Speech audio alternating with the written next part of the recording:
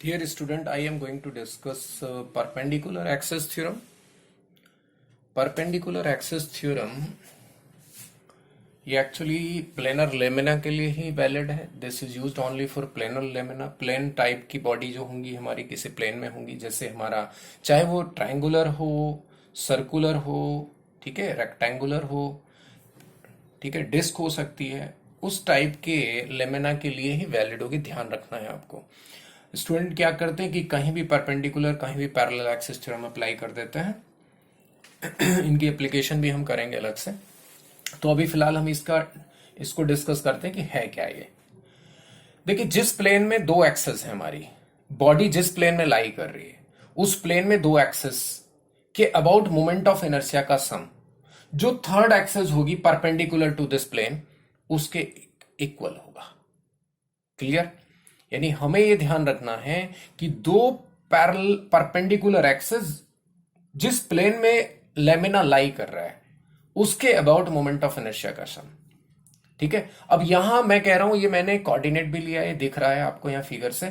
ये x y plane में body lie कर रही है. ये किस में लाई कर रही है? एक्स वाई प्लेन में.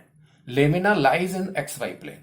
तो आई अबाउट जेड, जेड क्या है? इस एक्स वाई प्लेन के इन दोनों एक्सेस के परपेंडिकुलर है, is equal to I about x plus I about y. यानी एक्स और वाई प्लेन में बॉडी लाई कर रही है. अगर मान लीजिए बॉडी लाई करे वाई और जेड प्लेन में, तो वाई के about moment of inertia plus Z के about moment of inertia is equal to moment of inertia about X axis हो जाएगा. इस चीज का हमेशा ध्यान रखना है.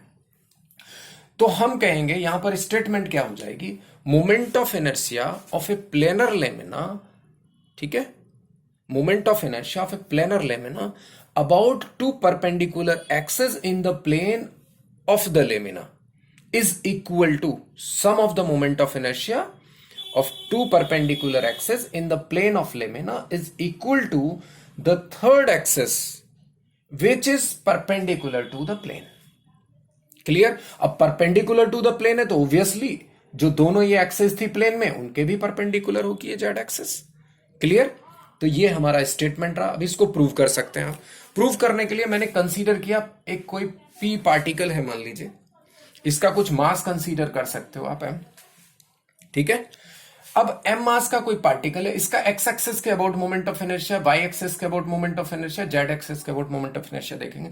तो सबसे पहले मैं देखूं एक्स वाई प्लेन में लाई कर रहा है, एक्स वाई कोऑर्डिनेट है, तो जेड एक्सेस से डिस्टेंस कितनी होगी? आई जेड निकालें. इसका प्रूव कर रहे हैं हम. तो आई जेड निकाल रहे हैं पार्टिकल का. तो मैंने क्या किया? एम जेड एक्सेस से डिस्टेंस कितनी है? Are square. एम आर कितना हो गया? आर का मतलब हो गया X square plus Y square. Yes और नो? जरा बताओ. आर कितना हो जाएगा? X square plus Y square. तो M X square plus M Y square. ये क्या बनेंगे? ये क्या बनेंगे? ये एक्स और वाई के अबाउट मोमेंट ऑफ इनर्शिया आ गए कि नहीं? बोलो. तो I z equal to I about x plus I about y. ये हमारा प्रूव हो गया कि नहीं? बस ये ध्यान रखना है, this is valid only for planar lamina. Clear?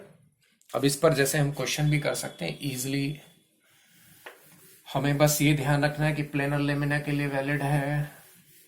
ठीक है. अब मान लीजिए जैसे मैं बात करूं, ठीक है, अब ये देख लेते हैं. ये स्क्वायर लेमिना है, स्क्वायर लेमिना. ठीक है. ये साइड लेंथ ए है, ठीक है, मास एम है, सेंट्रल एक्सेस ये है. ठीक है. अब इसका ये जेड एक्सेस ये एक्स वाई प्लेन में लाई कर रहा है. ये एक्स है, ये वाई है, मान लीजिए. ठीक है. ऐसे भी आप यहां दिखा सकते हो. ये एक्स शो कर सकते हो, ये वाई शो कर सकते हो. ठीक है. ये सेंट्रल एक्सेस. मास मान लीजिए इसका ये है. अब इसका मुझे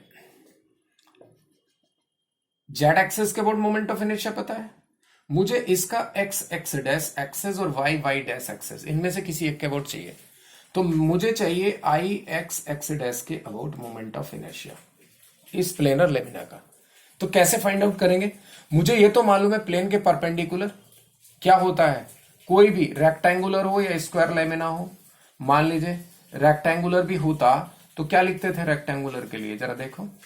रेक्टेंगुलर लेमिना है, मान लीजिए मास m का, तो इसका जो सेंटर ऑफ मास से पास होने वाली एक्सिस है, लेट से ये b है और ये a है, मास m है, तो इसका z एक्सिस के अबाउट मोमेंट ऑफ इनर्शिया क्या लिखते थे, I Z, centre of mass से पास होने वाली एक्सिस, ICM कितना लिखते थे, m a square plus b square by 12। अब यहां b, अब देखिए स्क्वायर के लिए b भी a बन जाता है, तो स्क्वायर का इस z एक्सिस के अबाउट कितना हो जाएगा, m a square by 6, m a square by 6 आ जाएगा।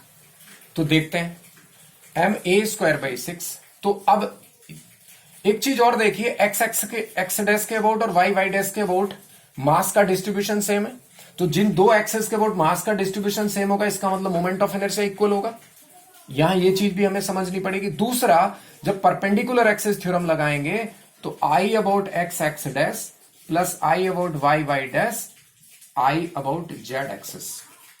क्लियर।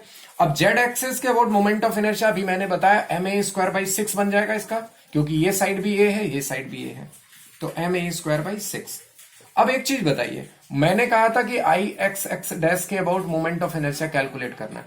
मैं ये कह रहा हूं कि क्योंकि मैंने सबसे पहले ये बताया था फर्स्ट वीडियो में कि भाई मोमेंट ऑफ इनर्शिया किस पर डिपेंड करता है, एक्सेस के अबाउट मास के डिस्ट्रीब्यूशन पे। तो इसके अबाउट मास का डिस्ट्रीब्यूशन, इसके अबाउट मास का डिस्ट्रीब्यूशन देखें तो इक्वल है, एक जैसा है, तो मोमेंट ऑफ इनर्शिया, और दोनों सेम ही प्लेन में है, ये एक्सेस और ये एक्सेस, तभी तो मास का डिस्ट्रीब्यूशन भी हम देख रहे हैं। तो यहां मोमेंट ऑफ इनर्शिया इस एक्सेस के अबाउट और इस एक्सेस के अबाउट सेम होंगे, तो इसका मतलब आई वाई डैश को भी मैं आई एक्स डैश लिख सकता हूं। यहां लिख दीजिए I x dash is equal to I Y dash, because mass का डिस्ट्रीब्यूशन सेम है, तो ट्वाइस ऑफ एक्स डैश चाहिए। तो आई एक्स डैश के about m a square by 12 हो गया। तो यहां पर हमने किसका यूज किया, परपेंडिकुलर एक्सिस थ्योरम का। क्लियर।